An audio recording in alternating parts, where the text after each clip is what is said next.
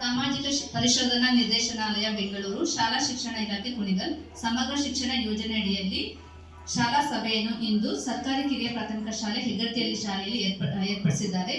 ಈ ಕಾರ್ಯಕ್ರಮ ಯಾವುದೇ ರೀತಿಯಾದ ನಿರ್ವಿಘ್ನವಿಲ್ಲದೆ ನಡೆಯಲಿ ಅಂತ ಹೇಳಿ ನಮ್ಮ ಶಾಲೆಯ ವಿದ್ಯಾರ್ಥಿಗಳಾದಂತಹ ಶಾಲೆಯ ಮತ್ತು ಪೂರ್ವಿಕರಿಂದ ಪ್ರಾರ್ಥನೆ.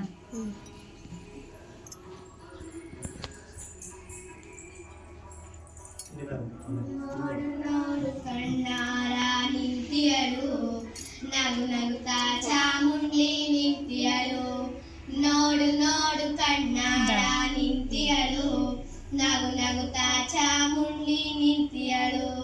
ತಾಯಿ ಹೃದಯ ತಂದ ತುಂಬು ಮಮತೆಯಿಂದ ಬಾ ಇಲ್ಲಿ ಓ ಕಂದ ಎನ್ನುತ್ತಿಯಳು, ಕೈ ಬೀಸಿ ಬಳಿಗೆ ನಮ್ಮ ಕರೆದಿಯಳು. ನೋಡು ನೋಡು ಕಣ್ಣಾರ ನಿಂತಿಯಳು, ನಗು ನಗುತ್ತಾ ಚಾಮುಂಡಿ ನಿಂತಿಯಳು, ನೋಡು ನೋಡು ಕಣ್ಣಾರ ನಿಂತಿಯಳು, ನಗು ನಗುತ್ತಾ ಚಾಮುಂಡಿ ನಿಂತಿಯಳು. ಮೈಸೂರು ನಗರದ ಬೆಟ್ಟದ ಮೇಲೆ ಮಹಿಷಾಸುರ ಸೋದನೆಯ ವೈಭವ ಲೀಲೆ, ಮೈಸೂರು ನಗರದ ಬೆಟ್ಟದ ಮೇಲೆ ಮಹಿಷಾಸುರ ಸೋದನೆಯ ವೈಭವ ಲೀಲೆ. ಧನುಜನ ಸಂಹಾರಿಣಿ ತ್ರಿಭುವನ ಪೋಷಿಣಿ, ಧನುಜನ ಸಂಹಾರಿಣಿ ತ್ರಿಭುವನ ಪೋಷಿಣಿ, ಶಂಕರನ ರಾಣಿಗೀವ ಹೂಗಳ ಮಾಲೆ. ನೋಡು ನೋಡು ಕಣ್ಣಾರ ನಿಂತಿಯಳು, ನಗು ನಗುತ್ತಾ ಚಾಮುಂಡಿ ನಿಂತಿಯಳು, ನೋಡು ನೋಡು ಕಣ್ಣಾರ ನಿಂತಿಯಳು, ನಗು ನಗುತ್ತಾ ಚಾಮುಂಡಿ ನಿಂತಿಯಳು. ಧನ್ಯವಾದಗಳು. ಚಾಮುಂಡಿ ದೇವಿಯನ್ನು ನೆನೆದು ನಮ್ಮೆಲ್ಲರಲ್ಲೂ ಸಹ ಭಕ್ತಿ ಭಾವನೆಯನ್ನು ತುಂಬಿಸಿದ ಮತ್ತು ಈ ಕಾರ್ಯಕ್ರಮವು ಯಶಸ್ವಿಯಾಗಿ ನಡೆಯಲು ಆರಿಸಿದಂತ ನಮ್ಮ ಶಾಲೆ ಮುದ್ದು ಮಕ್ಕಳಿಗೆ ಧನ್ಯವಾದಗಳು. ಈಗ ಇಲ್ಲಿರುವಂತಹ ಎಲ್ಲರನ್ನು ಕುರಿತು ಸ್ವಾಗತವನ್ನು ಮಾಡಬೇಕು ಅಂತ ನಮ್ಮ ಶಾಲೆ ಮುಖ್ಯಗಳಿಗೆ ಕೇಳಿಕೊಳ್ತಾ ಇದ್ದೀನಿ.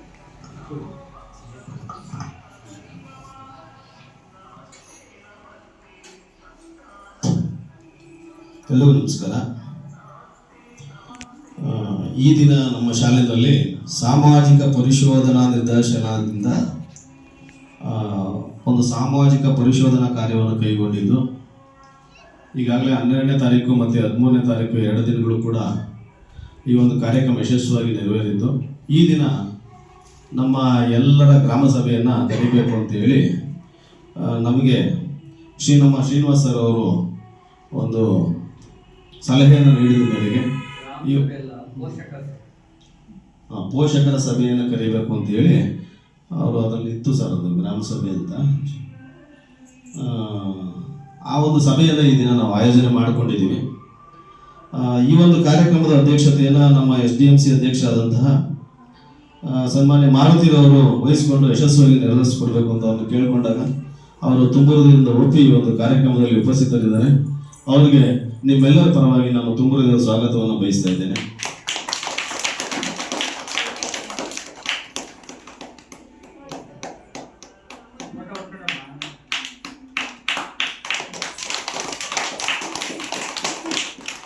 ಈ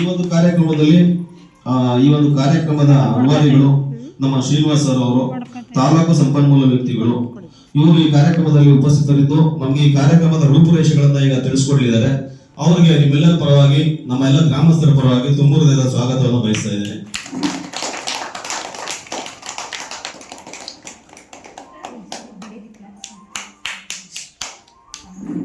ಈ ಒಂದು ಕಾರ್ಯಕ್ರಮದಲ್ಲಿ ನಮ್ಮ ಸಂತೆಮಾತ್ರ ಕ್ಲಸ್ಟರ್ ವ್ಯಾಪ್ತಿಯ ನಮ್ಮ CRPಗಳಾದಂತಹ ನಮ್ಮ HP ನರಸಯ್ಯನವರು ಈ ಒಂದು ಕಾರ್ಯಕ್ರಮಕ್ಕೆ ಸರಿಯಾದ ಸಮಯಕ್ಕೆ ಬಂದು ಈ ಕಾರ್ಯಕ್ರಮದಲ್ಲಿ ಉಪಸ್ಥಿತರಿದ್ದಾರೆ. ಅವರಿಗೆ ನಿಮ್ಮೆಲ್ಲರ ಪರವಾಗಿ ಒಂದು ಪುಷ್ಪವನ್ನು ನೀಡೋದ್ರ ಮುಖಾಂತರ ನಾವು ಸ್ವಾಗತವನ್ನು ಬಯಸ್ತಾ ಇದ್ದೇವೆ.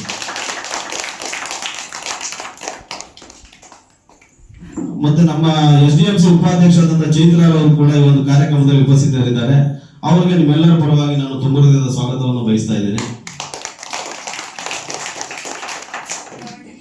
ನಮ್ಮ ಗ್ರಾಮದ ಹಿರಿಯರು ಹಾಗೂ ನಮಗೆಲ್ಲ ಮಾರ್ಗದರ್ಶಕರು ಆದಂತಹ ಸನ್ಮಾನ್ಯ ಅರ್ಚಕರಾದಂತಹ ಕೃಷ್ಣಮೂರ್ತಿ ಅವರು ಒಂದು ಕಾರ್ಯಕ್ರಮದಲ್ಲಿ ಉಪಸ್ಥಿತರಿದ್ದಾರೆ. ಅವರಿಗೆ ಈ ಪುಷ್ಪವನ್ನು ನೀಡೋದ್ರ ಮುಖಾಂತರ ನಾವು ತುಂಬ ಹೃದಯದ ಸ್ವಾಗತವನ್ನು ಬಯಸ್ತಾ ಇದ್ದೇವೆ. ಹಾಗೂ ಈ ಒಂದು ಕಾರ್ಯಕ್ರಮದ ಸಿಬ್ಬಂದಿ ವರ್ಗದವರಾದಂತಹ ಜಯಲಕ್ಷ್ಮಿ ಅವರು, ಮೇಡಮ್ ಇನ್ಯಾರಿದ್ದಾರೆ? ಪದ್ಮಾವತಿ ಜಯಲಕ್ಷ್ಮಿ. ಪದ್ಮಾವತಿ ಮತ್ತೆ ಜಯಲಕ್ಷ್ಮಿರವರು ಕೂಡ ಈ ಒಂದು ಕಾರ್ಯಕ್ರಮದಲ್ಲಿ ಹಾಜರಿದ್ದು ಈ ಒಂದು ಕಾರ್ಯಕ್ರಮವನ್ನು ಯಶಸ್ವಿಯಾಗಿ ನಡೆಸ್ಕೊಡ್ತಾ ಇದ್ದಾರೆ. ಅವರು ಕೂಡ ನಾವು ಈ ಪುಷ್ಪವನ್ನು ಕೊಡೋದ್ರ ಮುಖಾಂತರ ನಾವು ಈ ಕಾರ್ಯಕ್ರಮಕ್ಕೆ ಸ್ವಾಗತವನ್ನು ಬಯಸ್ತಾ ಇದ್ದೇವೆ. ಬೇಡ ಬೇಡ ಇಲ್ಲ ಇಲ್ಲ ನಾನು ತೆಗಿತೀನಿ ಕೂತ್ಕೊಳ್ಳಿ. ನಿಮ್ದು ತಗೋಬೇಕಲ್ಲ, ತೊಂದರೆ ಇಲ್ಲ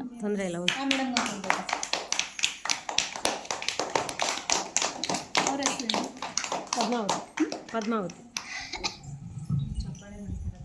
ಎಲ್ಲ SDMC ಸದಸ್ಯರು ನಮ್ಮ ಕುಮಾರಣ್ಣವರಾಗಿರ್ಬೋದು, ಪ್ರಶಾಂತ್ ಕುಮಾರ್ ಅವರಾಗಿರ್ಬೋದು, ನಮ್ಮ ಎ ಪ್ರಸಾದ್ ಅವರಾಗಿರ್ಬೋದು, ರಮೇಶ್ ಅವರಾಗಿರ್ಬೋದು, ಶೋಭಾ ಅವರಾಗಿರ್ಬೋದು, ಎಲ್ಲರೂ ಕೂಡ ಈ ಒಂದು ಕಾರ್ಯಕ್ರಮದಲ್ಲಿ ಬಂದು ನಮ್ಮ ಕರೆಗೆ ಹೋಗ್ಬಿಟ್ಟು ಪಾಪ ಅವ್ರ ಸುಮಾರು ಕೆಲಸಗಳು ಎಲ್ಲ ಬಿದ್ದೆ ಸಮಯ, ಅವ್ರಿಗೆ ಕೆಲಸದ ಒತ್ತಡ ಜಾಸ್ತಿ ಇದೆ.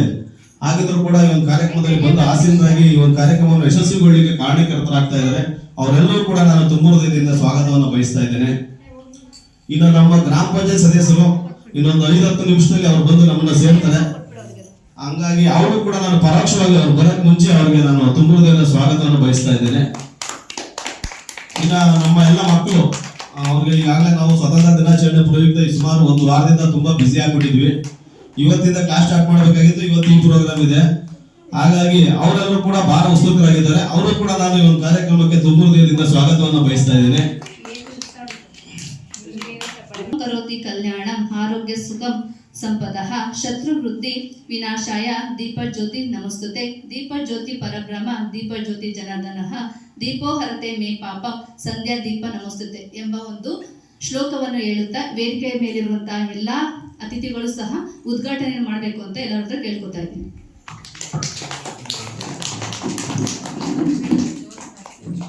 ಮೇಡಮ್ ಒಂದು ನಿಮಿಷ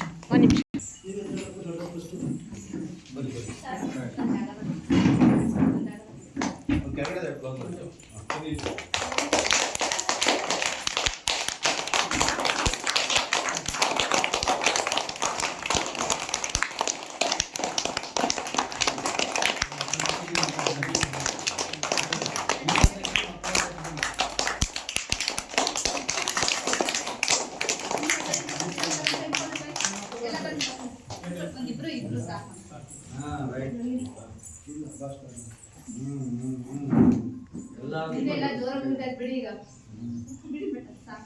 ಕಾರ್ಯಕ್ರಮವನ್ನು ಮಾಡಿಕೊಟ್ಟಂತಹ ವೇದಿಕೆ ಮೇಲಿರುವಂತಹ ಎಲ್ಲರಿಗೂ ಸಹ ಧನ್ಯವಾದಗಳು. ಈಗ ಪ್ರಾಸ್ತಾವಿಕ ನುಡಿ ಶ್ರೀನಿವಾಸ್ ಸರ್, ತಾಲೂಕು ಸಂಪನ್ಮೂಲ ವ್ಯಕ್ತಿಗಳು, ಇವರಿಂದ ಈ ಕಾರ್ಯಕ್ರಮ ಕುರಿತು ಪ್ರಾಸ್ತಾವಿಕ ನುಡಿಯನ್ನ ನುಡಿಬೇಕು ಅಂತ ಹೇಳಿ ಕೇಳ್ಕೊತಾ ಇದ್ದೀವಿ.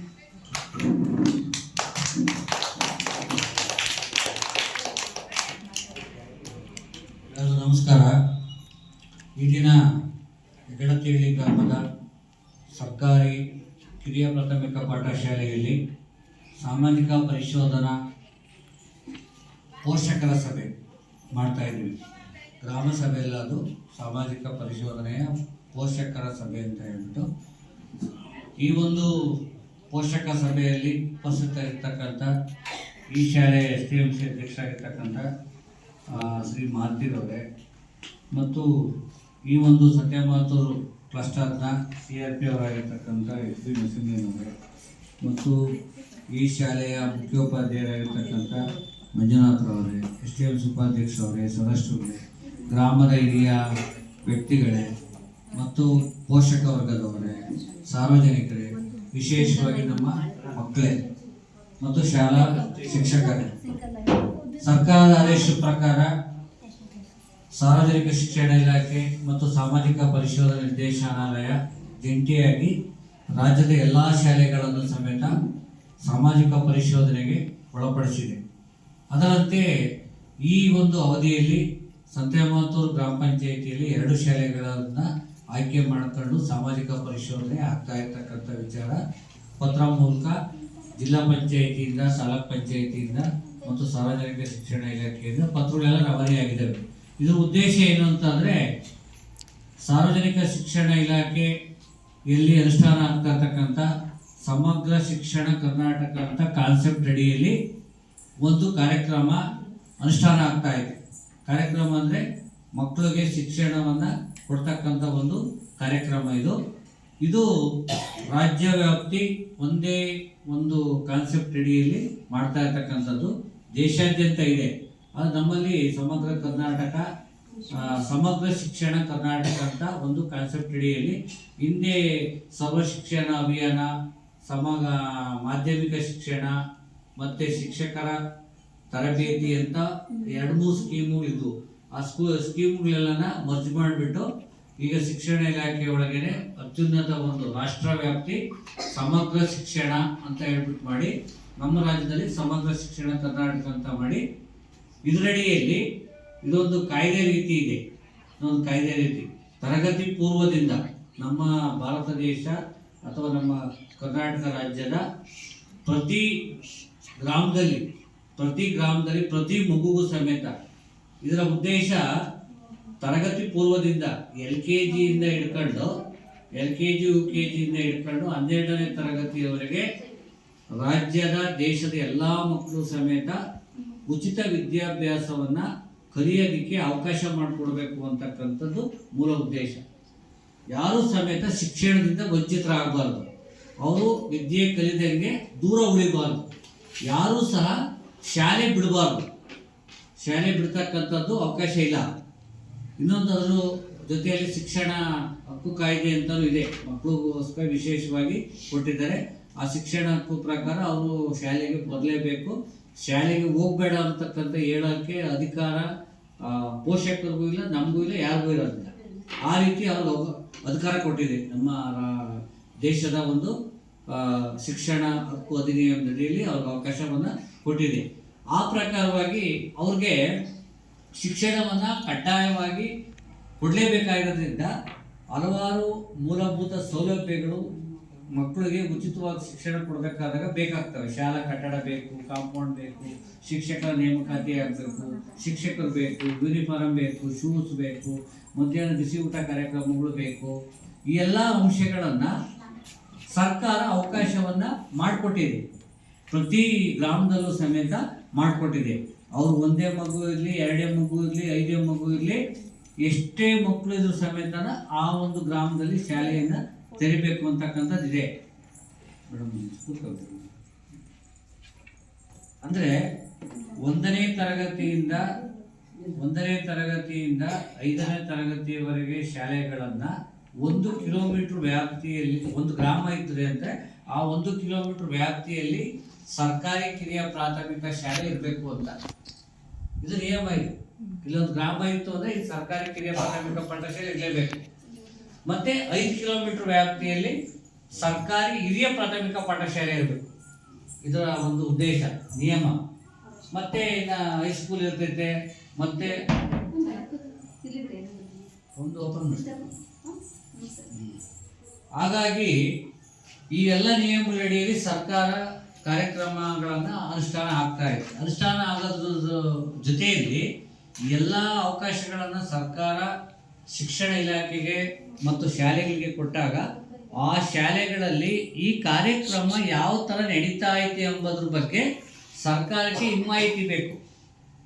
ಸರ್ಕಾರ ಚೆಕ್ ಮಾಡಿ ನಾವು ಇಷ್ಟೆಲ್ಲ ಕಾರ್ಯಕ್ರಮವನ್ನು ಕೊಟ್ಟಿದ್ದೀವಿ, ಅದು ಅನುಷ್ಠಾನ ಯಾವ ಥರ ಆಗ್ತಾ ಐತೆ ಎಂಬುದ್ರ ಬಗ್ಗೆ ಸರ್ಕಾರಕ್ಕೆ ಮಾಹಿತಿ ಬೇಕು. ಹಾಗಾಗಿ ಸಾಮಾಜಿಕ ಪರಿಶೋಧನೆ ನಿರ್ದೇಶನಾಲಯ ಅಂತ ಇದೆ ನಮ್ಮ ರಾಜ್ಯದಲ್ಲಿ, ನಮ್ಮ ಇಲಾಖೆಗೆ ಆ ಒಂದು ಜವಾಬ್ದಾರಿಯನ್ನು ಕೊಟ್ಟು ಏನು ಶಾಲೆಗಳಲ್ಲಿ ಒಂದು ಫಾರ್ಮೆಟ್ ರೆಡಿ ಮಾಡಿದ್ದಾರೆ, ಒಂದು 150 ವಿಚಾರಗಳನ್ನು ನೀವು ಪರಿಶೀಲನೆ ಮಾಡಿ ನಮಗೆ ಶಾಲಾ ಸಭೆ ಮಾಡಿ ಕೊನೆಯದಾಗಿ ಪೋಷಕರ ಅಭಿಪ್ರಾಯನ ತೆಗೆದುಕೊಂಡು ಅವರ ಮೂಲಕ ಸಭೆ ಮೂಲಕ ತೀರ್ಮಾನ ಮಾಡಿ ನಮಗೆ ಕಳಿಸಿ ಅಂತಕ್ಕಂಥ ಒಂದು ವಿಚಾರವನ್ನು ಸರ್ಕಾರದಿಂದ ಒಂದು ಅವಕಾಶವನ್ನು ಮಾಡಿದರು. ಆ ಪ್ರಕಾರವಾಗಿ ಮೊನ್ನೆ 2 ದಿನಗಳ ಕಾಲ ಈ ಶಾಲೆಯಲ್ಲಿ ಬಂದು ಮೂಲಭೂತ ಸೌಲಭ್ಯ ಏನಿದ್ದಾವೆ, ಪಾಠ ನಡೀತಾ ಇದೆ, ಶಿಕ್ಷಣ ಸಂಬಂಧಪಟ್ಟಂಗೆ ಯೂನಿಫಾರ್ಮ್ ಕೊಟ್ಟಿದ್ದಾರೆ. ಮೆಂಬರಲ್ಲಿ ಸರ್ ನಮ್ಮ ಗ್ರಾಮ ಪಂಚಾಯತ್ ಸ್ವಾಗತ ಮಾಡಿ ಸರ್. ನೀವು ಮಾಡ್ಬೇಕಾ, ನಾವು ಮಾಡಬಾರ್ದು? ಇಲ್ಲ, ನಮ್ಮ ಕ್ರಿಯಾಶೀಲ ಗ್ರಾಮ ಪಂಚಾಯತ್ ಸದಸ್ಯರು ಅವರು ಹೇಳಿದ್ರು ನನಗೆ, ನಾನು ಮದುವೆ ಇದೆ ಸರ್, ನಾನು ಮುಗಿಸ್ಕೊಂಡು ಟೆಲಿಕಾಸ್ಟ್ ನಾನು ಪ್ರೋಗ್ರಾಮ್ ಜಾಯ್ನ್ ಆಯ್ತೀನಿ ಅಂತೇಳಿ ಅವರು ಸರಿಯಾದ ಸಮಯಕ್ಕೆ ಬಂದು ಈ ಒಂದು ಕಾರ್ಯಕ್ರಮಕ್ಕೆ ಹಾಜರಾಗಿದ್ದಾರೆ. ಅವರಿಗೆ ನಮ್ಮ ಈ ಸಭೆಯ ಪರವಾಗಿ, ನಮ್ಮ ಅಧಿಕಾರಿಗಳ ಪರವಾಗಿ ತುಂಬ ಹೃದಯದ ಸ್ವಾಗತವನ್ನು ಪುಷ್ಪವನ್ನು ಹಿಡಿದ ಮುಖಾಂತರ ಸ್ವಾಗತವನ್ನು ಕೋರ್ತಾ ಇದ್ದೀನಿ. ಹಾಗೆ ನಮ್ಮ ಶ್ರೀನಿವಾಸ್ ಸರ್ ಅವರು ಮುಂದುವರಿಸಬೇಕು. ರಾಜ್ಯದ ಎಲ್ಲಾ ಶಾಲೆಗಳ ಸಾಮಾಜಿಕ ಪರಿಶೋಧನೆ ಆಗ್ತಾ ಐತೆ. ಇಷ್ಟೆಲ್ಲ ಫೆಸಿಲಿಟಿ ಕೊಟ್ಟು ಅಲ್ಲಿ ಅನುಷ್ಠಾನ ಆಗ್ತಾ ಐತೆ, ಯಾವ ತರ ಅನುಷ್ಠಾನ ಆಗ್ತಾ ಐತೆ ಅನ್ನೋದ್ರ ಬಗ್ಗೆ ಪರಿಶೀಲನೆ ಮಾಡಿ 2-3 ದಿನದ ಶಾಲಾ ದಾಖಲಾತಿಗಳು, ಮೂಲಭೂತ ಸೌಲಭ್ಯಗಳನ್ನ ಪರಿಶೀಲನೆ ಮಾಡಿ ಕೊನೆಯದಾಗಿ ಪೋಷಕರು ಏನಿರ್ತೀರೋ ಪೋಷಕರ ಅಭಿಪ್ರಾಯವನ್ನು ಸಹ ಸೇರಿಸಿ, ತಮ್ಮ ಅಭಿಪ್ರಾಯವನ್ನು ಸೇರಿಸಿ ಒಂದು ವರದಿನ ಸರ್ಕಾರ ಕಳಿಸ್ತಕ್ಕಂಥ ಒಂದು ವಿಚಾರ ಇವತ್ತಿನ ದಿನ ಇದೆ. ಹಾಗಾಗಿ ನಾವು ಆಡಿಟ್ ಮಾಡಿದ್ದೀವಿ ಈ ಶಾಲೆ ಬಗ್ಗೆ. ನಮಗೆ ಅವಕಾಶ ಕೊಟ್ಟಿದ್ದು 2023-24ನೇ ವರ್ಷದಲ್ಲಿ ಈ ಶಾಲೆಯಲ್ಲಿ ಶಿಕ್ಷಣ ಸಂಬಂಧಪಟ್ಟಂಗೆ ಏನೇನು ಆಕ್ಟಿವಿಟೀಸು ಕೆಲಸಗಳು ಮಾಡಿದ್ದಾರೆ ಇಲ್ಲಿ ಅಂತ ಅದನ್ನು ನಮಗೆ ಫಾರ್ಮೇಟೇ ಕೊಟ್ಟಿದ್ದಾರೆ. ಇಂಥದ್ರಲ್ಲಿ ನೀವು ಪರಿಶೀಲನೆ ಮಾಡಬೇಕು ಅಂತ ಮಾಡಿದ್ದೀವಿ. ಆ ವಿಚಾರವನ್ನು ಒಂದೊಂದಾಗಿ ವಿವರವಾಗಿ ಹೇಳ್ತಾ ಹೋಗ್ತೀನಿ. ನಾನು ಮಾಡೋದೇನು ಅಂತಿಮ ಅಲ್ಲ, ನೀವು ಸಮೇತ ಸೇರಿಸ್ಬೋದು ಅಥವಾ ತೆಗಿಬೋದು ನಾನೇ ಮಾಡಿರೋದ್ರಲ್ಲಿ. ಅಂದರೆ ಶಾಲೆ ನಾನು ಹೇಳ್ತೀನಿ, ಇಲ್ಲ ಶಾಲಾ ಶಿಕ್ಷಕರು ಪ್ರತಿದಿನ 11 ಗಂಟೆಗೆ ಬರ್ತಾರೆ ಅಂತ, ಇಲ್ಲ ಅವರು ಕರೆಕ್ಟಾಗಿ 9:30ಗೆ ಬರ್ತಾರೆ ಅಂತ ಹೇಳ್ಬೋದು. ಇದು ಫೈನಲ್ ಆಗ್ತಕ್ಕಂಥದ್ದು, ಅಂದರೆ ಅದೊಂದು ಆಗ್ತಕ್ಕಂಥದ್ದು. ಮತ್ತು ಶಿಕ್ಷಣದ ಬಗ್ಗೆ ಸಾರ್ವಜನಿಕರಿಗೆ, ಪೋಷಕರಿಗೆ ಜವಾಬ್ದಾರಿಯನ್ನು ಕೊಡ್ತಕ್ಕಂಥದ್ದು, ಅವರಿಗೆ ಅರಿವು ಮೂಡಿಸ್ತಕ್ಕಂಥದ್ದು ಇವೆಲ್ಲ ಆಗಬೇಕು. ನಿಮ್ಮ ಮಕ್ಕಳು ಈ ಶಾಲೆಯಲ್ಲಿ ಓದ್ತಾ ಇದ್ದಾರೆ ಅಂತ ಅಂದರೆ ಪೋಷಕರು ಈ ಶಾಲೆಗೆ ವಿಸಿಟ್ ಮಾಡಬೇಕು, ಬರಬೇಕು.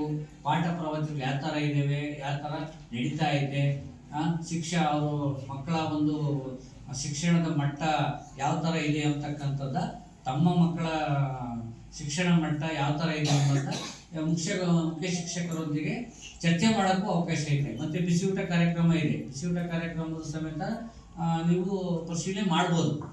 ಇವೆಲ್ಲ ಅವಕಾಶ ಇದೆ. ಇದೇನು ಸರ್ಕಾರಿ ಆಫೀಸು ಅಥವಾ ನಮ್ಮ ಶಾಲೆಯ ಮೇಲೆ ಯಾರು ಪಬ್ಲಿಕ್ಸು ಬರಂಗಿಲ್ಲ ಅಂಬ ಇಲ್ಲ, ಬರ್ಬೋದು, ಉಸ್ತುವಾರಿ ಮಾಡ್ಬೋದು, ನೋಡ್ಬೋದು ಅಥವಾ ಸಹಕಾರ ಮಾಡ್ಬೋದು. ಸರಿಯಾದ ಸಮಯಕ್ಕೆ ಶಿಕ್ಷಕರು ಬರಲಿಲ್ಲ ಅಂದರೆ ಪ್ರಶ್ನೆ ಮಾಡ್ಬೋದು. ಇವೆಲ್ಲ ವಿಚಾರಗಳಿದ್ದಾವೆ. ಸರಿಯಾದ ಸಮಯಕ್ಕೆ ಅವ್ರಿಗೆ ಪಾಠ ಪ್ರವಚನಗಳು ಆಗ್ತಾ ಇಲ್ಲ ಅಂತ ಅಂದರೆ ಇವತ್ತಿನ ದಿನ ಪ್ರತಿಯೊಂದು ಎಲ್ಲ ಆನ್ಲೈನ್ಗೆ ಸಿಗುತ್ತೆ. ಯಾವ 5ನೇ ಕ್ಲಾಸ್ ಮಗುಗೆ ಏನು ಪಾಠ ಮಾಡಬೇಕು, ಎಷ್ಟು ದಿನ ಪಾಠ ಮಾಡಬೇಕು, ಅವ್ರಿಗೆ ಯಾವ್ಯಾವ ಸಬ್ಜೆಕ್ಟಲ್ಲಿ ಏನೇನು ಅವ್ರ ಆಕ್ಟಿವಿಟೀಸ್ ಮಾಡಿಸ್ಬೇಕು, ಇವೆಲ್ಲ ವಿಚಾರ ಇದೆ. ಅವೆಲ್ಲ ಆಗ್ತಾ ಇದ್ದಾವೆ ನಮ್ಮ ಶಾಲೆಯಲ್ಲಿ ಅಂತಕ್ಕಂಥದ್ದನ್ನ ಉಸ್ತುವಾರಿ ಮಾಡ್ತಕ್ಕಂಥದ್ದು ಅವಕಾಶ ಇದೆ. ಹಾಗಾಗಿ ನಮಗೆ ಸಾಮಾಜಿಕ ಪರಿಶೋಧನೆಗೆ ಕೊಟ್ಟಿದ್ದಾರೆ, ನಾವು ಆಡಿಟ್ ಮಾಡಿದ್ದೀವಿ. ಆ ವರದಿಯನ್ನು ಒಂದೊಂದೇ ಮಂಡನೆ ಮಾಡ್ತಾ ಹೋಗ್ತೀವಿ. ಅದು ಸಂಬಂಧಪಟ್ಟಾಗ ನಿಮ್ಮ ಅಭಿಪ್ರಾಯ ಅಥವಾ ಸೇರಿಸ್ತಕ್ಕಂಥದ್ದು, ತೆಗಿತಕ್ಕಂಥದ್ದು ಏನಾದರೆ ಮಾತಾಡಿ. ಈ ಒಟ್ಟಲ್ಲಿ ಏನು ಅಂತಂದರೆ ಸಾರ್ವಜನಿಕರಿಗೆ ಶಿಕ್ಷಣದ ಬಗ್ಗೆ ಹೆಚ್ಚು ಅರಿವು ಮೂಡಿಸ್ತಕ್ಕಂಥದ್ದು ಆಗಬೇಕು. ಯಾವುದೇ ಮಗು ಶಾಲೆ ಬಿಟ್ಟು ಮನೆಯಲ್ಲಿ ಇರ್ತಕ್ಕಂಥದ್ದು ಅವಕಾಶ ಇಲ್ಲ.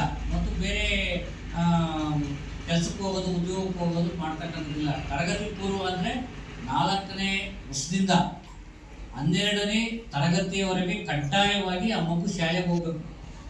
ಏನಪ್ಪ ಹೋಗ್ತೀರಾ? ಎಲ್ಲ ಹೋಗ್ತೀರಾ ಸ್ಕೂಲ್ಗೆ? PUC ಮುಗಿಲೇಬೇಕು. ನೀವು ಹೋದ್ರಿ, ಮುಂದಕ್ಕೆ ಹೋದ್ರಿ, MBBS ಮಾಡಿ, ಮುಂದಕ್ಕೆ ಹೋಗಿ ಏನು ಬೇಕಾದ್ರೂ ಮಾಡಿ, 12ನೇ ತರಗತಿಯವರೆಗೆ ಕ್ಲಾಸ್ ಬಿಡಂಗೇ ಇಲ್ಲ. ನಿಮ್ಮ ಜೊತೆಯಲ್ಲಿರ್ತಕ್ಕಂಥ ಹುಡುಗರಾಗ್ಬೋದು, ಹೆಣ್ಮಕ್ಳಾಗ್ಬೋದು, ಶಾಲೆ ಬಿಟ್ಟು ಮನೆ ಒಳಗೆ ಯಾರು ಇದ್ದಾರೆ ನಿಮ್ಮೂರಲ್ಲಿ? ನಿಮ್ಮ ಫ್ರೆಂಡ್ಸು ಆ ಮಗು ಸ್ಕೂಲ್ ಬಿಟ್ಟು ಹೊರಗಡೆ ಇದ್ದಾರೆ ಹೇಳ್ರು, ಸ್ಕೂಲ್ ಬಿಟ್ಟು ಮನೇಲಿ ಇರ್ತಾರೆ ಅನ್ನೋದು ಹೇಳಿ. ಇವ್ರು ಸ್ಕೂಲ್ಗೆ ಹೋಗಲ್ಲ ಇದರಲ್ವಾ? ನಿಮ್ಮ ಊರಲ್ಲಿ ಯಾವ್ದಾರ ಮಗು ಸ್ಕೂಲ್ಗೆ ಹೋಗ್ತಾ ಇಲ್ವಾ? ನಿಮ್ಮ ಫ್ರೆಂಡ್ಸು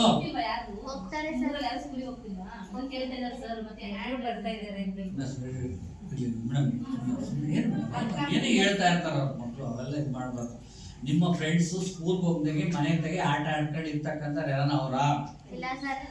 ನಿಮ್ಮ ಸ್ಕೂಲಲ್ಲಿ ತುಂಬಾ ಜಾಸ್ತಿ ಆಬ್ಸೆಂಟ್ ಆಗೋರು ಯಾರು ಇದರಲ್ಲಿ?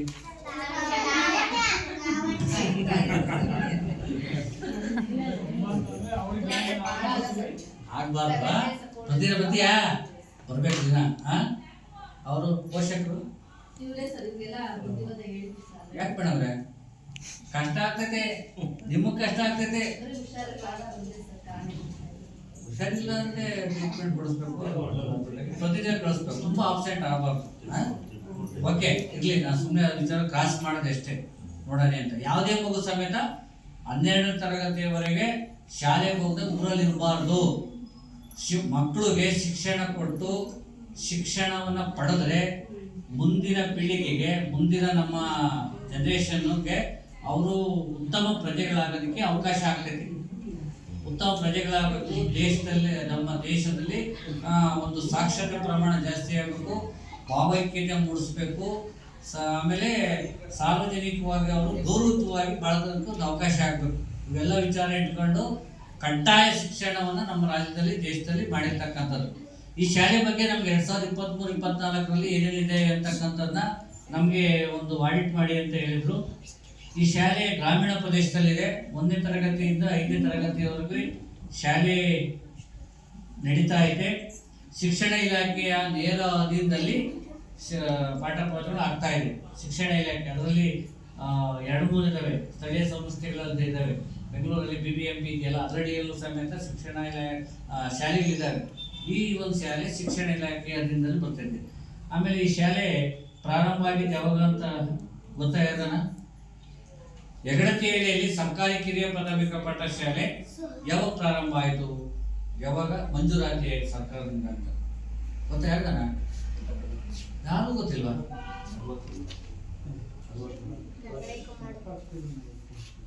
1960-61 ಇಸ್ವಿಯಲ್ಲಿ ಈ ಶಾಲೆ ಪ್ರಾರಂಭ ಆಗಿದೆ ನೋಡಿ. ಅದನ್ನು ನಾವೆಲ್ಲ ತಂದಿದೀವಲ್ಲ, ಗೊತ್ತಿರ್ಬೇಕಲ್ಲ ನಿಮ್ಗೆ. ನೀವ್ ಹೇಳ್ಬಾರ್ದು, ನಿಮ್ ತಕ್ಕ ದಾಖಲೆ ಐತೆ ಹೇಳ್ತೀರ. ಅವ್ರಿಗೆ ಇರ್ಬೇಕು ಮಾಹಿತಿ. ಅಲ್ಲ ಹೇಳಲೇ ಇಲ್ವಲ್ಲ ಒಬ್ರು. 1960 ಈಗ ಎಷ್ಟು ವರ್ಷ ಆಯ್ತು? 65 ವರ್ಷ ಅಲ್ವಾ? ಅಲ್ಲ 65 ವರ್ಷ ಆಗಿಲ್ವಾ? ಇಲ್ಲ ಸರ್, ನಮ್ಮ ತಂದೆ ಸ್ಕೂಲ್ ಕಳಿಸಿದ್ರು, ಚೇರ್ಮನ್ ಆಗಿದ್ರು. ಅವಾಗ ಅವರೇ ಕಳಿಸಿದ್ರು ಸ್ಕೂಲ್. ಹೌದಾ? ಇದನ್ನು ಕೂಡಿಸ್ಬಿಡ್ತಿದ್ರು ಸೊಳ್ಳೆಕೊಪ್ಪದ ಎಷ್ಟು.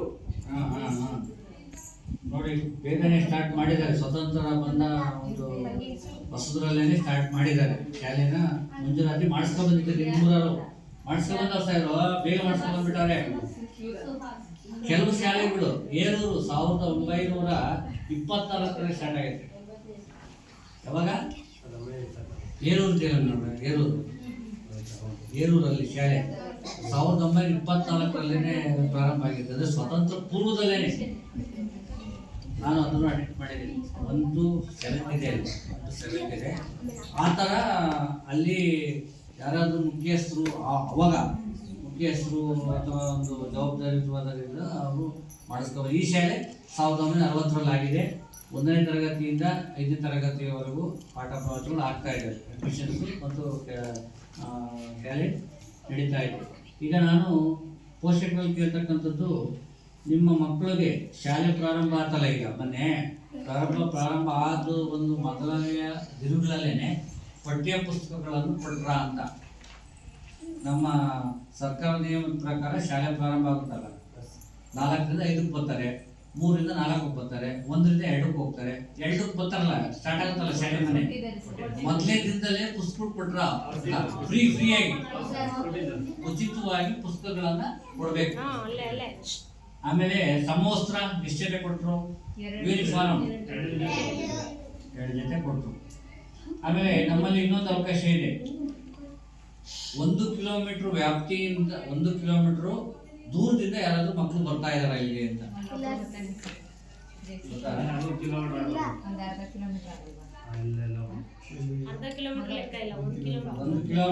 ಅಂದ್ರೆ 1ನೇ ತರಗತಿಯಿಂದ 5ನೇ ತರಗತಿಯವರೆಗೆ ಮಗು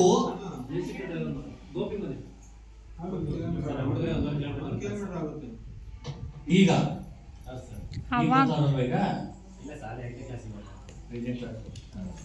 ಅಂದ್ರೆ ಯಾವ ಊರದು? ತೋಟದಲ್ಲಿ ಮನೆ ಕಟ್ಟ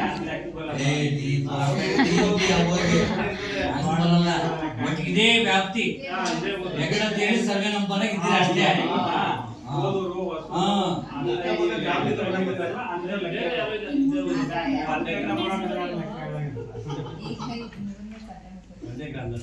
ಬೇರೆ ಗ್ರಾಮದಿಂದ ಬಂದ್ರೆ ಅವರಿಗೆ ಸಾರಿಗೆ ಭತ್ಯೆ ಮತ್ತು ಬೆಂಗಾವಲು ಭತ್ಯೆ ಕೊಡಕ್ಕೆ ಅವಕಾಶ ಇದೆ.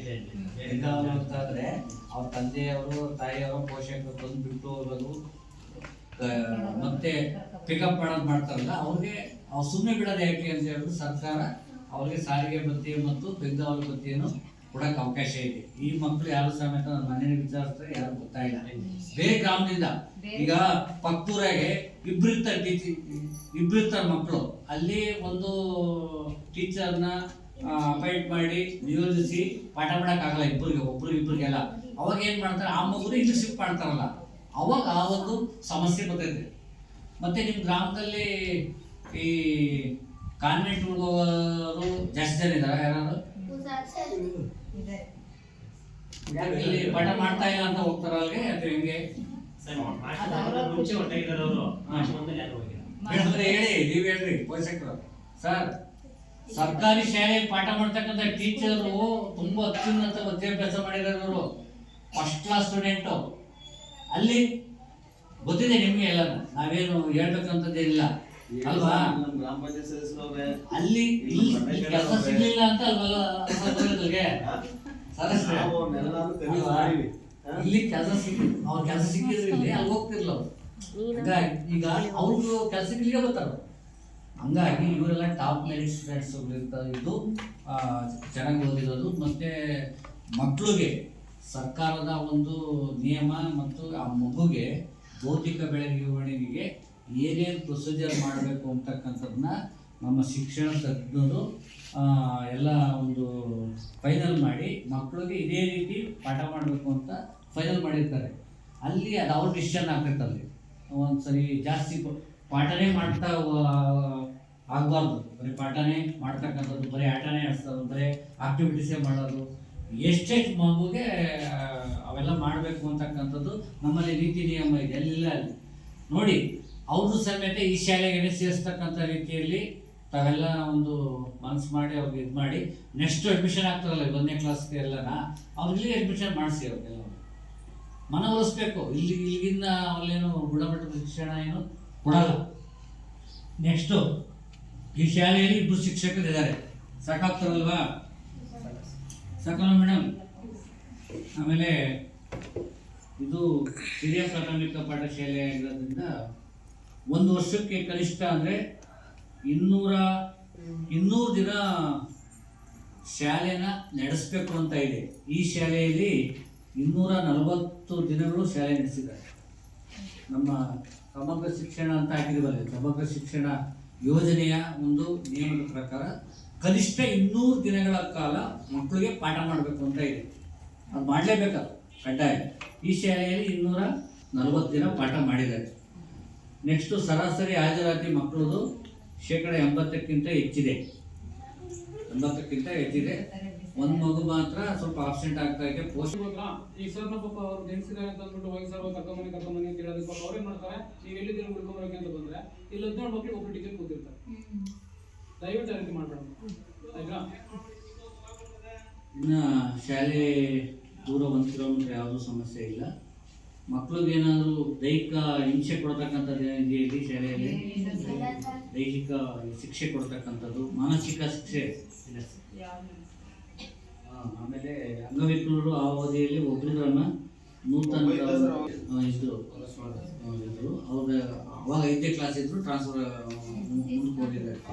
ಯಾರು ಅಂಗವಿಕಲರಿರಲಿ ಅಥವಾ ಬೇರೆ ಮಕ್ಕಳು ಸ್ವಲ್ಪ ವ್ಯತ್ಯಾಸ ಇರೋದು ಓದದೇ ಇರ್ತಕ್ಕಂಥ ಮಕ್ಕಳು ಯಾವುದೂ ಸಹ ಭೇದ ಭಾವ ಮಾಡೋಕ್ಕೆ ಅವಕಾಶ ಇಲ್ಲ. ಭೇದ ಭಾವ ಮಾಡೋದು ಎಲ್ಲರೂ ಒಂದೇ ರೀತಿಯಲ್ಲಿ ಮಾಡಬೇಕು. ಅವ್ರನ್ನ ಸಂಕುಚಿತವಾಗಿ ಮಾಡಬಾರ್ದು. ಮಕ್ಕಳು ಅಷ್ಟೇ, ಅವನೇನು ಚೆನ್ನಾಗಿ ಗೊತ್ತಿಲ್ಲ ಅಂತಂದರೆ ಅವ್ನು ಓದಲ್ಲ ಅಂತ ಹೇಳ್ಬಿಟ್ಟು ಅವನ್ನ ಕಿಟ್ಲೆ ಮಾಡಬಾರ್ದು. ಮಕ್ಕಳು ಅಷ್ಟೇ, ನೀವು ಅಷ್ಟೇ. ರೈಟ್, ಆ ಥರ ಇದೆ. ಮತ್ತು ಗಂಡು ಮಕ್ಕಳು ಹೆಣ್ಮಕ್ಳು ತಾರತಮ್ಯ ಅಂದರೆ ಒಂದೇ ಶಾಲೆಯಲ್ಲಿ ಪಾಠನ ಕೇಳ್ತಾ ಇದ್ದಾರೆ. ನಮಗೆ ಕೊಟ್ಟಿರೋ ವಿಚಾರ ಶೌಚಾಲಯಕ್ಕೆ ಸಂಬಂಧಪಟ್ಟಂಗೆ ಭರ್ಜರಿ ಆಗಿದೆ. ಶೌಚಾಲಯ ಮಾಡಿದ್ದಾರೆ ಮನೆ ಹೊಸ್ತಾಗಲ್ಲ ಸರ್? ಹೊಸ್ತಾಗಿ ಮಾಡಿದ್ರು ಸರ್. ಬಾಲಕಿಯರಿಗೊಂದು ಬಾಲಕರಿಗೊಂದು ಪ್ರತ್ಯೇಕವಾಗಿರ್ಬೇಕು ಅಂತ ಇದೆ ನಮ್ಮ ನಿಯಮದ ಪ್ರಕಾರ. ಗಂಡ್ಮಕ್ಳಿಗೊಂದು ಹೆಣ್ಮಕ್ಳಿಗೊಂದು. ಕಟ್ಟಡ ಸುರಕ್ಷಿತವಾಗಿದೆಯೇ ಅಂತ ಕೇಳಿದ್ದಾರೆ. ಶಾಲಾ ಕಟ್ಟಡ ಸ್ವಲ್ಪ ಸುರಕ್ಷಿತ, ಆದರೆ ಈಗ ಹೊಸದಾಗಿ ಅವಶ್ಯಕತೆ ಇದೆ ಅಲ್ವಾ ಸರ್? ಆಮೇಲೆ ಅವಕಾಶ ಇದೆ. ಸ್ವಲ್ಪ ಗೊತ್ತಿದೆ ನಿಮ್ಗೆ, ಉದ್ಯೋಗ ಖಾತ್ರಿಯಲ್ಲಿ ಬೇರೆ ಬೇರೆ ಯೋಜನೆಗಳಲ್ಲಿ ಶಿಕ್ಷಣಕ್ಕೆ ಹೆಚ್ಚು ಆದ್ಯತೆ ಕೊಡ್ತಾ ಇದೆ ಸರ್ಕಾರ. ಮಕ್ಕಳು ಓದಬೇಕಲ್ವ, ಫಸ್ಟು ಓದಿದ ಮಾತ್ರ ನಮ್ಮ ದೇಶ ನಿರ್ಮಾಣ ಮಾಡೋಕ್ಕೆ ಸಾಧ್ಯ ಆಗಲ್ಲ. ಹಾಗಾಗಿ ಅವ್ರು ಬೇಕಾಗಿರ್ತಕ್ಕಂಥ ಮೂಲಭೂತ ಸೌಲಭ್ಯ ಫೆಸಿಲಿಟಿನ ಕೊಡೋದಕ್ಕೆ ಸರ್ಕಾರ ಎಲ್ಲದರಲ್ಲೂ ಮುಂದಿದೆ, ಅವಕಾಶ ಕೊಟ್ಟಿದೆ. ಅದು ಸಮೇತ ಬಿಲ್ಡಿಂಗ್ದು 2 ಹಿಂಗೆ ಇದಾವಲ್ಲ, ಹೆಜ್ಜೆ ಅವು 2 ಅದಿದೆ, ಇವೆರಡು. ಅದನ್ನು ಸದಸ್ಯರು ಮಾತಾಡ್ಬೇಕಾದ್ರೆ ಹೇಳ್ತಾರೆ. ವಿದ್ಯುತ್ ಐತಲ್ವ? ಇಲ್ಲ. ವಿದ್ಯುತ್ ಎಲ್ಲಿದೆ? ಹಾಕೇ ಇಲ್ಲ. ಮೀಟ್ರ್ ಎಲ್ಲ ಇದೆಯಲ್ಲ, ವಿದ್ಯುತ್ ಇರ್ಬೇಕಾದ್ರೆ ಯಾಕೆ ಹೇಳು, ಪ್ರಾಜೆಕ್ಟ್ಗಳೆಲ್ಲ ಹಾಕಿ ಮಕ್ಕಳಿಗೆ ನೇರವಾಗಿ ರಾಜ್ಯ ಮಟ್ಟದಿಂದ ಮತ್ತು ಶಿಕ್ಷಣ ತಜ್ಞರು ಇರ್ತಾರಲ್ಲ ಅವರು ಪಾಠ ಮಾಡ್ತಾರೆ ಅಲ್ಲಿಂದ ಇಡೀ ರಾಜ್ಯಕ್ಕೆ ಅನ್ವಯ ಆಗಂಗೆ. ಅದನ್ನ ಇಲ್ಲಿ ನೇರವಾಗಿ ಮಕ್ಕಳಿಂದೇನೆ ಕೂತ್ಕೊಂಡು ಕೇಳೋಕೆ ಅವಕಾಶ ಇರಬೇಕು ಅಂತ ಆಗಲ್ಲ. ನಾವು ಬರೀ ಮಾಸ್ಟರ್ ಪಾಠ ಮಾಡೋದು ಒಂದೇ ಅಲ್ಲ, ಬೆಂಗಳೂರಿಂದನೇ ಕೂತ್ಕೊಂಡು ಪಾಠ ಮಾಡ್ತಾರೆ ಅಲ್ಲಿ. ಅದು ನೇರವಾಗಿ ಇಲ್ಲಿ ಲೈವ್ ಆಗಿ ವೀಕ್ಷಣೆ ಮಾಡಬೇಕು. ಆ ಥರ ಅವಕಾಶನ ಮಾಡಬೇಕು ಅಂತ. ಇವೆಲ್ಲ ಮೊಬೈಲ್ಗಳಿಗೆಲ್ಲ ಬಂದ್ಬಿಟ್ಟಾವೆ ಇವೆಲ್ಲ. ಆ ಕಾನ್ಸೆಪ್ಟಿಗೆ ಒಂದು 4-5 ವರ್ಷದ ಮುಂಚೆಲೇ ಅದು ಸರ್ಕಾರ ಪ್ಲ್ಯಾನ್ ಮಾಡಿತ್ತು ಅದನ್ನ. ಗ್ರಂಥಾಲಯ ಇದೆ. ದಿನಪತ್ರಿಕೆ ಬರ್ತಾವೆ ಡೈಲಿ? ಇಲ್ಲ ಸರ್, ಯಾಕೆ ದಿನಪತ್ರಿಕೆ ಬರಬೇಕು ಅಂತ ಇದೆ ಸರ್? ಇಲ್ಲ, ಬರ್ತಾ ಇಲ್ಲ ಸರ್. ಬರಬೇಕು. ಯಾಕೆ ಗೊತ್ತಾ? ಪ್ರತಿದಿನದ ವಾಸ್ತವಾಂಶಗಳು ಮತ್ತು ಪ್ರಚಲಿತ ವಿದ್ಯಮಾನಗಳ ಬಗ್ಗೆ ತಿಳ್ಕೊಳ್ಬೇಕು ಮಕ್ಕಳು. ಆ ವಿಚಾರಕ್ಕೂ ಸಮೇತ ಶಾಲಾ ಅನುದಾನದ ಅಡಿಯಲ್ಲಿ ದಿನಪತ್ರಿಕೆಗಳನ್ನು ತಂದು ಮಕ್ಕಳ ಹತ್ರ ಓದಿಸ್ಬೇಕು ಸ್ವಲ್ಪ ಅಂತ ಇದೆ. ಇದು ಅನುದಾನದ ಅಡಿಯಲ್ಲಿ ಶಿಕ್ಷಕರೇ ಇದನ್ನ ದಿನಪತ್ರಿಕೆ ತಗೊಂಡ್ಬಂದು ತಿಂಗಳ ಇದಕ್ಕೆ ವೆಚ್ಚಕೊಂಡು ಹೋಗೋ ಅವಕಾಶ ಇದೆ. ಹೌದು ಸರ್, ಹೌದು ಸರ್. ಈಗ ನಮಗೆ ಸ್ವಲ್ಪ ಡೆವಲಪಿಂಗ್ ಮಾಡ್ಕೋಬೇಕಾಯ್ತು ಸರ್. ನಾವು ಇಲ್ಲಿ ಮೆಟೀರಿಯಲ್ಸ್ ಯಾವುದೂ ಇಲ್ಲ, ಹಾಗಾಗಿ ನಮ್ಮ ನಿಯಮ ಬದಲಾಯಿಸೋಕ್ಕೆ ಅವಕಾಶನೇ ಇಲ್ಲ. ಡೆವಲಪ್ಮೆಂಟ್ ಬೇಕಾದ್ರೆ ಸೆಕೆಂಡು ಸಹ ಮಕ್ಕಳಿಗೆ ಏನು ಅವ್ರಿಗೆ ಪ್ರತಿದಿನ ಎಜುಕೇಷನ್ ಅವ್ರಿಗೆ ತಲುಪಿಸ್ಲೇಬೇಕು. ಅವನ್ನ ಬೇರೆ ನಮ್ಮ ಗ್ರಾಮ ಪಂಚಾಯತಿ ಇದೆ, ತಾಲೂಕ್ ಪಂಚಾಯತಿ ಇದೆ, ಮತ್ತು ಯಾರಾದ್ರೂ ದಾನಿಗಳಿದ್ದಾರೆ, ಆ ಥರ ಹಿಡ್ಕೊಂಡು ಇದು ಮಾಡಬೇಕು. ಸರ್ ಈಗ ಹೇಳಿ ಸರ್, ನಿಮ್ಮ ಚಿತ್ರದುರ್ಗದಲ್ಲಿ ಹೇಳಿ. ಗ್ರಂಥಾಲಯ ಕಥೆ ಪುಸ್ತಕಗಳು, ಪ್ರತಿ ವಾರ ಪುಸ್ತಕಗಳನ್ನು ಪ್ರತಿ ಮಗುಗೂ ಒಂದೊಂದು ಕೊಡ್ತಾವ್ರ. ಕ್ರೀಡಾ ಸಾಮಗ್ರಿಗಳು ಇದ್ದಾವೆ, ಆದರೆ ಆಟ ಆಡಿಸ್ತಾ ಇಲ್ಲ. ಸರಿನಾ? ಆಟ ಆಡಿಸ್ತಾವ್ರ? ಶಾಲೆಗಿಲ್ಲ, ಆಟ ಆಡೋಕೆ ಜಾಗ ಇಲ್ಲ ಸರ್. ನಾವು ಇಷ್ಟರಲ್ಲಿ ಓಡಿಸ್ಬೇಕು. ಅದನ್ನ ಇರ್ತಕ್ಕಂಥ ವಿಚಾರ ಮಂಡಿಸ್ತಾ ಇದ್ದೀನಿ ಅಷ್ಟೇ. ಶಾಲಾ ವಾತಾವರಣದಲ್ಲಿ ಆಟ ಕೂಡ ನಮ್ಗೆ ಏನ್ ಅವಕಾಶ ಇದೆ ಅಂತ ಆಡ್ತೀರಿ. ಹೊರಗಡೆ ಆಟ ಅಂತ ಹೊರಗಡೆ ಕರ್ಕೊಂಡು ಹೋಗ್ತೀವಿ, ಒಳಾಂಗಣ ಅಂತ ಒಳಗಡೆ ಬರುತ್ತೆ ಸರ್. ಹೊರಾಂಗಣ ಏನೇನು ಆಡಿಸ್ತಾ ಇದ್ದೀನಿ? ಏನು ಆಡಿಸ್ತಾ ಇದ್ದೀನಿ? ಚಟುವಟಿಕೆಯಲ್ಲಿ ಏನ್ ಬರುತ್ತೆ ಅದು ಸರ್. ಇಲ್ಲ, ಮಕ್ಕಳಿಗೆ ಈಗ ಇವು ಖೋಖೋ ಅಂತ ಬಂದಿದೆ, ಮಕ್ಕಳಿಗೆಲ್ಲ ಕರ್ಕೊಂಡು ಇಲ್ಲೇ ಏನಿದೆ ರೂಲ್ಸ್ ರೆಗ್ಯುಲೇಷನ್ ತೋರಿಸಿಲ್ವ ಏನ್ ಮಕ್ಕಳನ್ನ? ಮೇಡಮ್, ಖೋಖೋನ ಪ್ರಾಕ್ಟಿಕಲ್ ಮಾಡೋದೇ ಒಂದು, ಥಿಯರಿಗೆ ಹೇಳೋದೇ ಒಂದು. ಸರ್ ಇಲ್ಲೇ ಪ್ರಾಕ್ಟಿಕಲ್ ಆಗಿ ಮಾಡಿದ್ವಿ. ಇಲ್ಲಿ ಜಾಗ ಇದೆ ಪ್ಲೇಸ್ ಅಲ್ಲಿ ಇದೆ ರೂಲ್ಸ್ ಅಂತ ಹೇಳಿದ್ವಿ ಸರ್.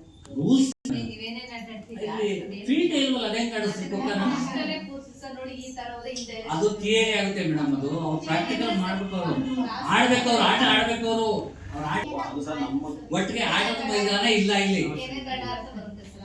ನನ್ನ ಉದ್ದೇಶ ಏನ್ ಗೊತ್ತಾ ಮೇಡಮ್? ನನ್ನ ಉದ್ದೇಶ ಈ ಶಾಲೆಗೆ ಆಟದ ಮೈದಾನ ಐತ ಇದು ಅಂತ ಕೇಳಿದ್ದಾರೆ. ನಾನು ಪರಿಶೀಲನೆ ಮಾಡಿರೋ ಪ್ರಕಾರ ಇಲ್ಲ. ಅಷ್ಟೇ ನನ್ನ ವಿಚಾರ. ಅದನ್ನ ಮುಂದೆ ಆಟದ ಮೈದಾನ ಬೇಕು ಶಾಲೆಗೆ. ಅದನ್ನ ನೀವೆಲ್ಲ ಕೂತ್ಕೊಂಡು ರೆಡಿ ಮಾಡಿಸ್ಕೋಬೇಕು, ಏನ್ ಮಾಡಬೇಕು ಅಂತ ಚಿಂತನೆ ಮಾಡಬೇಕು. ನೆಕ್ಸ್ಟು ಇನ್ನೇನಿದೆ, ಯುವ ಕ್ಲಬ್ಗಳೆಲ್ಲ ಮಾಡಿದ್ದೀರಾ? ಮಾಡಿಲ್ಲ, ನಾವು ಮಾಡಿಲ್ಲ ಅಂತ ನೀವೇ ಕೊಟ್ಟಿದ್ದೀರಾ.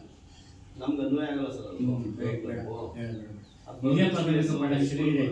ಶಿಕ್ಷಕರು ಪ್ರತಿದಿನ ಎಷ್ಟೊತ್ತಿಗೆ ಬರ್ತಾರೆ? 9:15 ಬರ್ತಾರೆ. ಯಾವುದು ಶಾಲೆಯಲ್ಲಿ ಶುಲ್ಕ ಅಡ್ಮಿಷನ್ ಫೀಸ್ ಅಂತೀವಲ್ಲ, 1ನೇ ಕ್ಲಾಸ್ 2ನೇ ಕ್ಲಾಸ್ಗೆ ಹೋಗ್ತಿರಲ್ಲ, ಅವಾಗ ಅಡ್ಮಿಷನ್ ಫೀಸ್ ಅಂತ ಕಟ್ಸ್ಕೊಂಬಂಗಿಲ್ಲ. ಅದೇ ಕಾನ್ವೆಂಟ್ಗೆ ಹೋದ್ರೆ ಒಂದೇ ಸರಿ 35,000 ರೂಪಾಯಿ ಕಟ್ಟಿದ್ ಮಾತ್ರ ಒಳಗೆ ಬಿಟ್ಕೊಂತೀವಿ ಅಂತಾರೆ. ಇಲ್ಲೊಂದು ರೂಪಾಯಿ ಇಸ್ಕೋಬಾರ್ದು ಅಂತ ಕೇಳಿ ಸರ್. ಅವ್ರೇ ಅವರಲ್ಲ ಬೇರೆ ಸಾವಿರ ಇಲ್ಲಿ 3 ಸಾವಿರ ಗೊತ್ತಾನೆಲ್ಲ ವಿಚಾರಿಸ್ಬಿಟ್ಟಿದ್ದೀನಿ ಬಿಡಿ ಅವರು. ಆಮೇಲೆ STMC ಇದೆ, STMC ಅಧ್ಯಕ್ಷರಿದ್ದಾರೆ. ಇವರು ಆ ವರ್ಷದಲ್ಲಿ ಎಷ್ಟು ಸಭೆ ಮಾಡಿದ್ದಾರೆ ಅಂದರೆ 15 ಸಭೆ ಮಾಡಿದ್ದಾರೆ ಬೋರ್ಡ್ 12 ಮಾಡಿ 12 ಮಿನಿಮಮ್ ಮಾಡಲೇಬೇಕು, ತಿಂಗಳಿಗೊಂದು 15 ಸಭೆ ಮಾಡಿದ್ದಾರೆ. Okay good. ಆಮೇಲೆ ಈ ಶಾಲೆಗೆ ಶಿಕ್ಷಣ ಇಲಾಖೆ ಕ್ಷೇತ್ರ ಶಿಕ್ಷಣಾಧಿಕಾರಿಗಳು 2 ಬಾರಿ ಭೇಟಿ ಕೊಟ್ಟಿದ್ದಾರೆ. ಒಂದು ಸಾರಿನೂ ಬಂದಿಲ್ಲ ಇಲ್ಲಿ. ಅದು ನೆಕ್ಸ್ಟ್ ಇಯರ್ 24-25 ಸಲ ಬಂದವ್ರೆ. ನಮ್ಮ CRP ಅವರು ಬಂದಿದ್ದಾರೆ, ಅವರು ಒಂದು 2 ಸಾರಿ ಕೊಟ್ಟವ್ರೆ. ಅವ್ರು ಬಂದು ಸಿಗ್ನೇಚರ್ ಹಾಕೋದಿಲ್ಲ. ಒಂದ್ ಸಾರಿ ಬಂದ್ರೆ ಬಂದ ಸರ್. ಮತ್ತೆ 24-25ರಲ್ಲಿ ನಾನು ಹೇಳ್ತಾರೆ 23-24ರಲ್ಲಿ. ಹಂಗಾಗಿ ಅವರು ಒಂದು ಬಾರಿನೂ ಬಂದಿಲ್ಲ. ಇಲ್ಲ ಅವ್ರು ಬಂದು ಇಲ್ಲಿ ಬಂದಿದ್ದೀನಿ ಅಂತ ಎಲ್ಲೂ ಸಿಗ್ನೇಚರ್ ಹಾಕಿಲ್ಲ. ಮತ್ತೆ 23-24 ನೀವು 2 ಬಾರಿ ಅಂತ ಕೊಟ್ಟಿದ್ದೀರಾ, ಆದ್ರೆ ಇಲ್ಲಿ ಸಿಗ್ನೇಚರ್ ಹಾಕಿರೋದು ಏನೂ ಇಲ್ಲ. ನಾವು ಅಕ್ಸೆಪ್ಟ್ ಮಾಡಕ್ಕಾಗಲ್ಲ ಅದನ್ನು. ನೆಕ್ಸ್ಟು BRC ಅಂದರೆ ಕ್ಲಸ್ಟರ್ CRP 17 ಬಾರಿ ಬಂದವ್ರೆ ಅವರು ಆ ವರ್ಷದಲ್ಲಿ. ಈ ಥರ ಇದೆ ಸರ್ ನಿಮ್ಮ ಶಾಲೆ ಬಗ್ಗೆ. ಪಾಠದ ಜೊತೆಗೆ ಆಟಕ್ಕೂ ಸಮೇತನ ಆಗಬೇಕಾಗ್ತೈತೆ. ಮತ್ತು ಪ್ರಥಮ ಚಿಕಿತ್ಸೆ ಪೆಟ್ಟಿಗೆ ಫಸ್ಟ್ ಏಡ್ ಕಿಟ್ಟು ಇದೆಯಾ ಶಾಲೆಯಲ್ಲಿ ಮೇಡಮ್? ಇದೆಯಾ? ಇಲ್ಲ. ಫಸ್ಟ್ ಏಡ್ ಕಿಟ್ಟು ಶಾಲೆಯಲ್ಲಿ ಆಟ ಆಡ್ತಾ ಇರ್ತಾರೆ ಮಗು. ಬೇರೆ ವಿಚಾರ ನಮ್ಮ ಶಾಲೆಗೆ ಎಲ್ಲೈತೆ? ಅಲ್ಲೈತೆ ಇಲ್ಲ. ಕೆಲವು ಮನೆ ಮಗು ಬಂದಲ್ಲಿ ನಾನೇ ಅರ್ಶನ ಹಚ್ಚಿಸ್ತೇನೆ. ನಿಮ್ಮ ಅಡುಗೆ ಅಂತ ಹೇಳಿಸಿ ನಾನು ಅರ್ಶನ ಹಚ್ಚಿಸ್ತೇನೆ. ಮನೆ ಮಗು ಸ್ವಲ್ಪ ಹಂಗೆ ಬಂತಲ್ಲಿ ಗೇಟ್ ಓಪನ್ ಮಾಡಕ್ಕೆ ಬಂದ್ಬಿಡ್ತು, ಜಾರ್ಬಿಡ್ತಲ್ಲಿ ಬಿದ್ದ್ಬಿಡ್ತು, ಸ್ವಲ್ಪ ಇದಾಗ್ತಾಯಿತ್ತು. ಫಸ್ಟ್ ಏಡ್ ಬಾಕ್ಸ್ ಅಂದ್ರೆ ಅವೆಲ್ಲ ಅವನ್ನೆಲ್ಲ ನಾವು ಮಕ್ಕಳಲ್ಲಿ ಆ ಒಂದು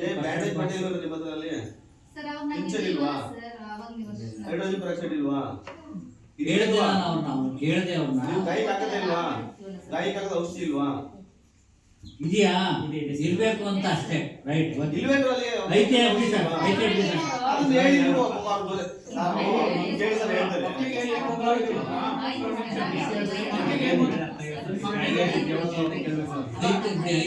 ಅದಿರ್ಬೇಕು ಅಂತ ಇದೆ. ಇನ್ನೇನಿಲ್ಲ ಸರ್, ಇಷ್ಟು ವಿಚಾರ ಇದೆ. ಅಡುಗೆ ಹೆಂಗ್ ಮಾಡ್ತಾ ಇದ್ದಾರೆ? ಅಡುಗೆ ವಿಚಾರ